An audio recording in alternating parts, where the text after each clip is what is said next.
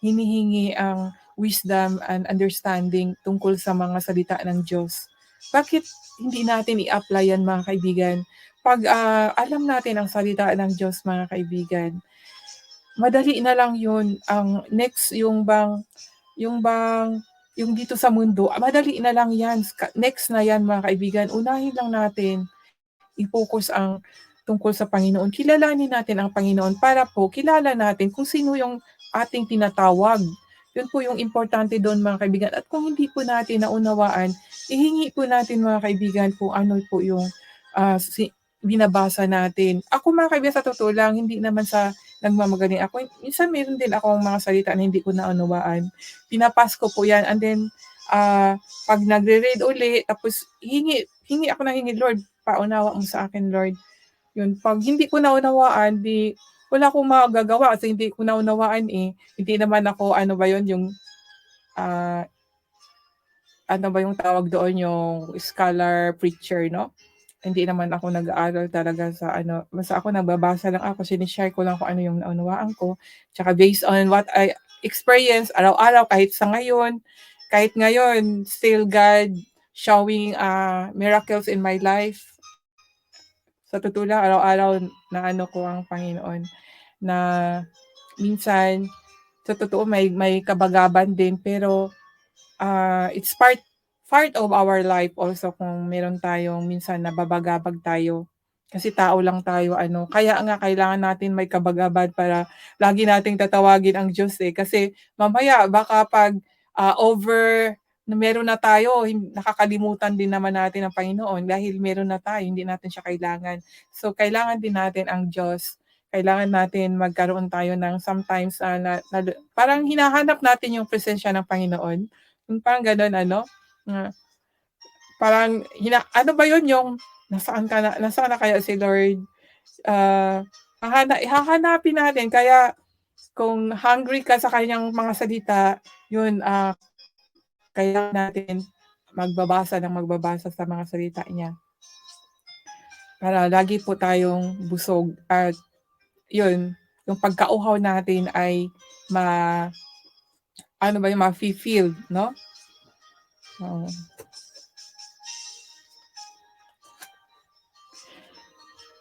Dito sa verse mga kaibigan, sa verse 21 ng Psalm chapter 19 ay meron din pong masasabi na yung sinasaway ang mga palalong sinumpa. So meron din pong sinusumpa mga kaibigan, sinusumpa yung mga taong hindi sumusunod sa Panginoon. Kaya minsan yung may mga tao ba hindi naman nila sinusunod ang Panginoon, tapos reklamo sila ng reklamo, sila naman ang gumagawa nun, 'di ba? Kung bakit meron silang yung mga problemang hindi natutugunan dahil sa kanilang kasuwail, hindi nila ini-ignore nila ang Panginoon kahit na alam na tinatawag na sila eh. Dahil isa yan sa mga kapighatian, isa yan sa pagtawag din sa ating Panginoon, 'di ba? Kasi kung wala tayong kapighatian, hindi tayo tatawag sa Panginoon. So, yan po ang isa sa mga sign kung bakit meron tayong minsang lungkot sa puso natin. Kailangan lang natin ang makita ang presensya ng Panginoon para maano natin yung kalungkutan na ating nararamdaman sa ating puso, no? Pero kung we are always feel the love of God, pag nafe-feel natin yung love ng Panginoon, para sa akin, ang Panginoon, pag nafe-feel ko ang love, at palagi ko naman nafe-feel ang love ng Panginoon sa akin, sa aking puso. Ngunit, minsan yung mas gusto ko pa talagang makita yung gustong-gusto ko pa talaga mafe-feel, yung talaga sa totoo lang, no? Sa puso ko ay nandun talaga ang pag-ibig ng Panginoon sa puso ko. Ngunit lagi ko pa siyang hinahanap, gusto ko talaga makita siya. Yung ewan ko ba, from deep in my heart, gusto ko talaga siya makita. Sana yung bang siguro, ewan ko, hindi ko masabi, akin na lang siguro yun, sa ngayon hindi ko pa ma-open Pero, nasa puso ko talaga lagi kong hinahanap ang presensya ng Panginoon kahit na naramdaman ko ang pagmamahal niya, lalo na 'pag bababasa ko yung mga word niya, mga kaibigan, yung lalo na, marami naman akong inspirational word kay Lord, pero ang ginagamit ko ngayon, mga kaibigan, itong nasa Joshua chapter 1. Babasahin ko, mga kaibigan, itong Joshua chapter 1. Dito na lang kasi mas malaki. Itong Joshua chapter 1 verse 9, mga kaibigan. Ito ang aking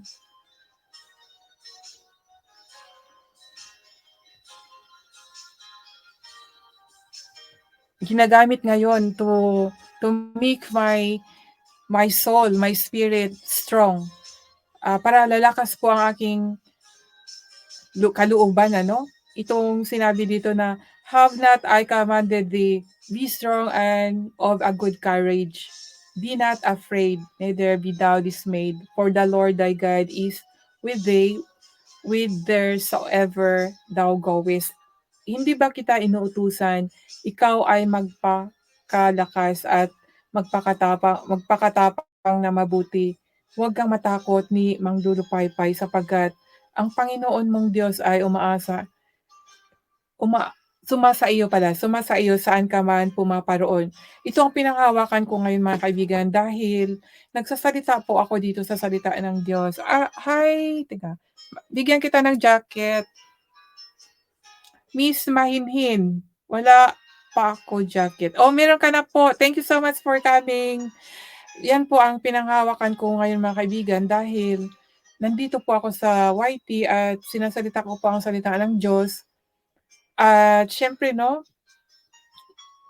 lalo na siyempre sinasalita ko ang Diyos, at sino ba yung kakampi ko? Siyempre ang Diyos lang talaga ang maging kakampi ko. Lalo na at wala naman akong kasama sa pagsasalita dito. Kaya ang inaano ko talaga na, "Lord, hindi po ako ang salita kundi ikaw.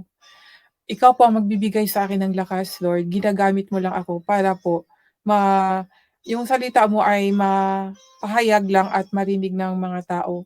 Hindi po sa sarili ko po ang pagsasalita." Yan po talaga ang pinaano ko. Kaya ito po ang pinanghahawakan ko na, Lord, sinabi niya na, "Hindi ba kita inuutusan?" So, just parang feel ko na God, command me to spread His word, 'no? Actually, yes, 2012, mga kaibigan, alam ko talaga na yan po talaga ang ano sa akin ni Lord, na i-spread ko yung word niya. Kasi una-una po doon sa Facebook, So another testimony, before po talaga ako nag-spread ng word ni Lord ay, ang itong nababasa ko, itong nasa 1 Timothy, ito ba yung sa 1 Timothy ay 1 Timothy verse 1:8 ba yun? Ito, i-review ko muna, mga kaibigan, kung tama ba ako. 1 Timothy, 2 Timothy ka.